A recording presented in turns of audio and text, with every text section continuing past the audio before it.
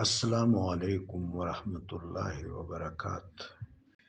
کائنات کو نظریہ توحید کی روشنی میں سمجھا جا سکتا ہے، حقیقت الحقیقت کی روشنی میں کائنات کو سمجھا جا سکتا ہے، اور حقیقت محمدیہ کی روشنی۔ آپ سب صاحبان علم ہیں، آپ جانتے ہیں کہ ذات مطلق، ذات بحت حقیقت الحقیقت ہے، وہ رب جلیل کا وجود مطلق ہے، لا موجود الا اللہ۔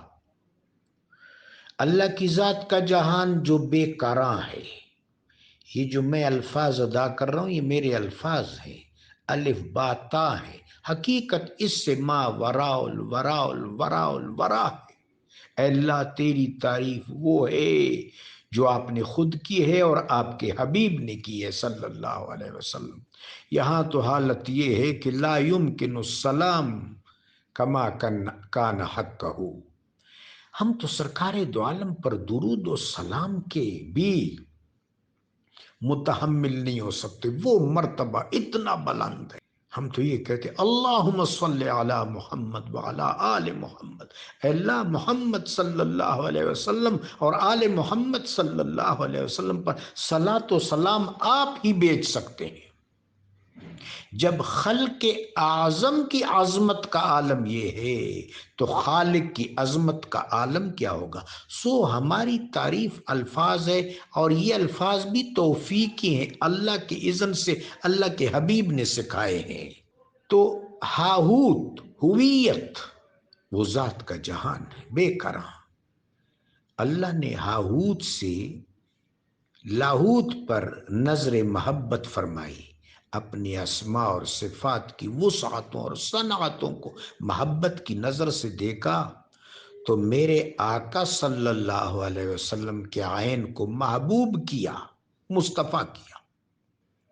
پھر اللہ تبارک و تعالی نے ان اعیان ثابتہ کے ظہور کا ارادہ فرمایا، لولا کا خلقت ما خلقت الافلاق۔ پھر رب جلیل نے کن کی صوت سرمدی بلند فرمائی، کن کے نتیجے میں فیکون کا عمل شروع ہوا۔ اب یہ فیکون سے پہلے، کن اور کن سے پہلے جو کچھ ہے، آیان ثابتہ، اکنون، لاہوت، ہاہوت، یہ سب کا سب یا تو ذات ہے یا صفات ہے، جس میں کوئی بھی شریک نہیں۔ اس مقام پر میرے آقا بھی عبد ہیں، عبدہو۔ سیدنا ابو ذر غفاری رضی اللہ تعالیٰ عنہ نے، مسیح الاسلام سیدنا ابو ذر غفاری رضی اللہ تعالیٰ عنہ نے، میرے آقا مولا علیہ السلام شیخ اکبر محی الدین ابن عربی رحمہ اللہ تعالی وقدس اللہ سرہ العزیز نے یہ روایت اپنے رسائل میں نقل کی ہے۔ سیدنا ابو ذر نے پوچھا کہ یا رسول اللہ، جب ہمارے رب نے کائنات پیدا نہیں فرمائی تھی تو وہ کہاں تھا؟ میرے آقا و مولا علیہ السلام نے فرمایا ہوا فی العمائے وانی اعبدہ وانی کنت اعبدہ، وہ عما میں تھا اور میں اس کا بندہ خاص، اس کی عبادت کرتا تھا۔ میں اس کا بندہ خاص، خاص الخاص الخاص اس کی عبادت کرتا تھا۔ عما کا مطلب ہے اپنے صفات اور اسماء کے انوارات و تجلیات کے حجاب میں تھا۔ پھر جس وقت اللہ نے کن فرما دیا تو فیکون کا تسلسل شروع ہوا جس میں کوئی انقطاع نہیں۔ حضرت اقبال فرماتے ہیں حیات از ابتدا تا انتہا است، حیات کی ابتدا ہوئی ہے پھر آگے حیات کی بقا ہے، بقا باللہ ہے، بقا باللہ۔ اب فیکون کے نقطۂ آغاز پر نور اول ہے، سانحہ اول، تعین اول، نور محمدی، حقیقت محمدی۔ پھر اس نور نے تبسیط کیا، جوہر نے تبسیط کیا، قلم، کرسی، عرش، کتاب، مزید تبسیط کیا جواہر، مزید تبسیط کیا الطاف، ہے ظہور تو شباب زندگی، جلوات تعبیر خواب زندگی، ہے زمیں از بارگاہت ارجمند، آسماں از بوسہ بامت بلند، شش جہت روشن زتاب رو تو، ترک و تاجیک و عرب ہندو تو، لوح بھی تو قلم بھی تو، تیرا وجود الکتاب، گنبد آبگی نرب، گنبد آبگی نرنگ، تیرے محیط میں حباب۔ حضرت بابا عبد الرحمن علیہ الرحمہ کے کچھ اشعار مجھے یاد آ رہے ہیں کہ صورت دا محمد نوے پیدا کڑے بخدے نو دا دنیا، کل جہان دا محمد پہ مخ پیدا شو، محمد دے دا تمام جہان آبا، نور حالا دا محمد وہ پیدا شوے، چھ نہ عرش وہ نہ کرسی و نہ سما، پہ صورت کا آخرین دے پیدا شوے، پا مانا کے اولین دے تر ہر چاہ۔ یہ مضامین تمام صوفیاء نے بیان فرمائے ہیں۔ اہل بیت اطہار علیہم السلام کے ہدایت کے علم سے، انوارات علم سے سیراب ہونے والے تمام صوفیاء نے یہ مضامین اپنے رسائل، اپنے رشحات اور اپنے مکاتب میں بیان فرمائے ہیں۔ پھر سب سے پہلا عالم جو روح پذیر ہوا وہ عالم امر ہے، جس میں روح ویدہ ہوئی، عالم جبروت میں روح جوان ہوئی، عالم ملکوت میں اس نے پاکیزگی پائی، عالم میثاق میں اللہ نے اس سے معاہدی کی اور روح اعظم کا دیدار کرایا، عالم مثال میں اپنا دیدار کرایا اور ان سے عہد لیا۔ پھر اس عالم مثال سے ایک بوند نیچے آئی، بوند میں نے رتق کا ترجمہ کیا ہے، رت کا ترجمہ ڈاٹ، نقطہ، بوند، قطرہ اور ایٹم بھی کیا جا سکتا ہے۔ اس ایٹم کو اللہ نے دو لخت کیا، جس کو سائنس کی زبان میں بگ بینگ کہتے ہیں اور اس کو فشار اعظم بھی کہتے ہیں۔ اس کا ترجمہ ہے کانت رتقا ففتقناہما، جب اس کو فتق کیا تو اس افتقاق سے جو حصہ اوپر گیا وہ دخان ہے، دخان سے اوپر تلے 15 آسمان اور ان کا نظام بنا۔ جو آسمان زمین کے قریب ہیں 7 سماوات، ان کے اجسام نورانی اور شائننگ ہیں۔ اس سے اوپر پھر فلک مشتری ہے جو آسمانوں کا برزخ ہے۔ اس سے اوپر جو 7 آسمان ہیں وہ عالم بالا کے قریب ہیں، اور وہاں رنگ و نور کا سیلاب امڈا ہوا ہے، ایسی رنگدار مخلوقات ہیں، اجسام ہیں کہ ہم تصور بھی نہیں کر سکتے۔ یہ رتق کا پہلا افتقاق ہے۔ افتقاق کے دوم اس سے عالم خیال، عالم محسوسات وجود میں آیا۔ یہ جس جہان میں ہم سکونت پذیر ہیں اس وقت، روح اور جسم کے امتزاج کے نتیجے میں وجود انسانی، اور وجود انسانی اس وقت کا بد تکلف اور ابتلا میں مصروف ہے، جو اس جہان کا خاصہ ہے، عالم دنیا، عالم شہود، عالم محسوس، عالم ناسوت۔ ہم خیال کو محسوس کر سکتے ہیں، دیکھ نہیں سکتے، ہوا کو محسوس کر سکتے ہیں، دیکھ نہیں سکتے۔ تو یہ جو ہمارا جہان ناسوت 2 طبقات پر مشتمل ہے، ایک عالم بالا ہے، ایک عالم سفلا ہے۔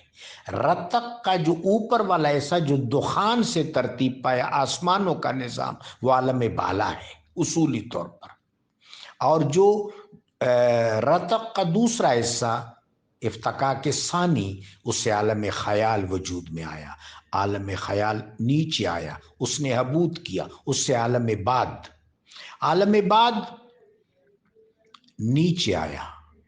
لیکن یہ کس طرح نیچے آئے کہ کوئی چیز جو ہے وہ معدوم نہیں ہوئی، عالم خیال برقرار ہے، عالم خیال برقرار ہے، اس نے وسعت کی اور حبوط کیا، اپنی جگہ پر برقرار ہے، تحلیل نہیں ہوا، ڈیزالو نہیں ہوا، اپنی حقیقت سے، اپنی ماہیت سے دستبردار نہیں ہوا۔ عالم خیال نے نیچے حبوط کیا اور تبسیط کی، عالم بعد وجود میں آیا، عالم بعد نے نیچے حبوط کیا، عالم آب، پھر عالم خاک۔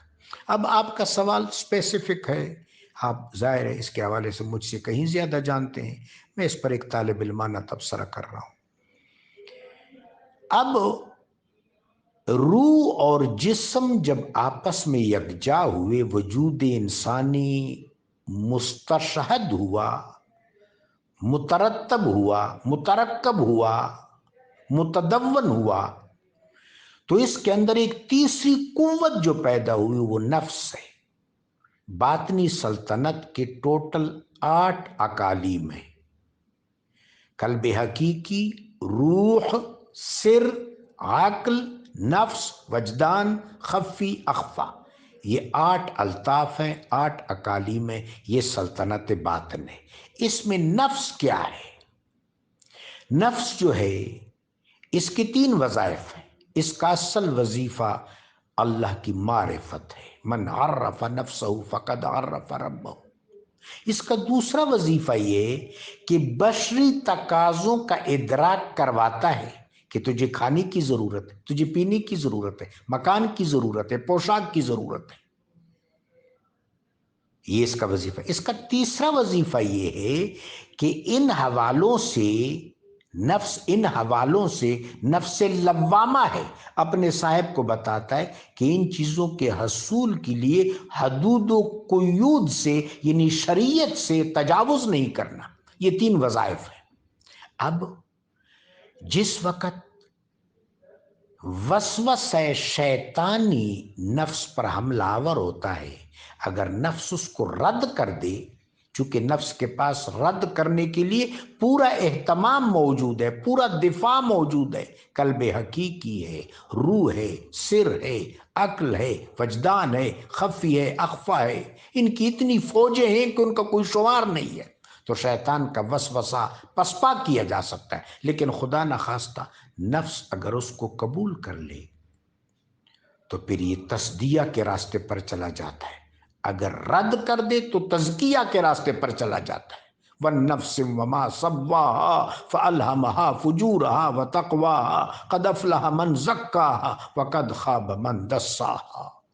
اب یہ جو نفس ہے یہ عالم خیال سے شروع ہوتا ہے، عالم خیال سے یہ وجود انسانی میں کارفرما ہو جاتا ہے۔ لہٰذا شیطان کا وسوسہ جب انجیکٹ ہوتا ہے تو داخل میں نہیں ہوتا، عالم خیال میں ہوتا ہے، چونکہ انسان کا جو نفس ہے وجود کے اندر بھی موجود ہے، داخلی وجود میں اور خارجی کائنات میں، خارجی ناسوت میں، یہ عالم خیال سے کارفرما ہے۔ اگر شیطان اس نفس کے عالم خیال سے اس پر جہاں سے یہ سٹارٹ لیتا ہے وہاں سر انداز ہو جائے اور عالم خیال کو اپنے وسوسہ سے آلودہ کر دے تو پھر اندر آ جاتا ہے، خطوہ قائم کر لیتا ہے۔ خطوہ کی پیچھے اگر آدمی چلے، قرآن پاک میں رب جلیل نے فرمایا وَلَا تَتَّبِعُوا خُطُوَاتِ الشَّيْطَانِ إِنَّهُ لَكُمْ عَدُوٌّ مُّبِينٌ۔ خدا نخواستہ یہاں بھی ناکام ہو جائے انسان اور شیطان کامیاب ہو جائے تو پھر وہ شح پیدا کر دیتا ہے، وَمَن يُوقَ شُحَّ نَفْسِهِ فَأُولَٰئِكَ هُمُ الْمُفْلِحُونَ۔ اگر یہاں بھی انسان کو انتباہ نہ ہو اور وہ اپنی تعمیر نہ کرے تو پھر یہ جبلت کو بگاڑ دیتا ہے۔ وَلَقَدْ أَضَلَّ مِنْكُمْ جِبِلًّا كَثِيرًا أَفَلَمْ تَكُونُوا تَعْقِلُونَ۔ تو چنانچہ عالم خیال اور نفس کے درمیان گہرا تعلق ہے۔ نفس عالم خیال سے شروع ہوتا ہے، اس طرح نفس بیک وقت داخل میں بھی ہے، خارج میں بھی ہے، لہٰذا شیطان خارج میں اس پر اٹیک کرتا ہے، اور اگر یہ خارجی اثر کو داخل میں لے آئے تو پھر خطوہ شوہا اور جبلت کے بگاڑ، خطوہ پیدا ہوتا ہے، شوہا پیدا ہوتا ہے اور بالآخر جبلت کا بگاڑ واقع ہوتا ہے۔ اللہ محفوظ رکھے۔ چنانچہ ہم امیر المومنین، مولا المؤمنین، باب العلم علی ابن ابی طالب علیہ السلام کے قول پر یہ گفتگو مختمم کرتے ہیں۔ آن جناب نے فرمایا خطبہ ناج البلاغہ میں، اپنے خیالات کی حفاظت کرو۔ خیالات سے ارادے بنتے ہیں، اپنے ارادوں کی حفاظت کرو، ارادوں سے اعمال بنتے ہیں، اپنے اعمال کی حفاظت کرو، اعمال سے اعتقادات بنتے ہیں، اعتقادات کی حفاظت کرو، کہ ان پر نجات کا دار و مدار ہے۔ جزاکم اللہ۔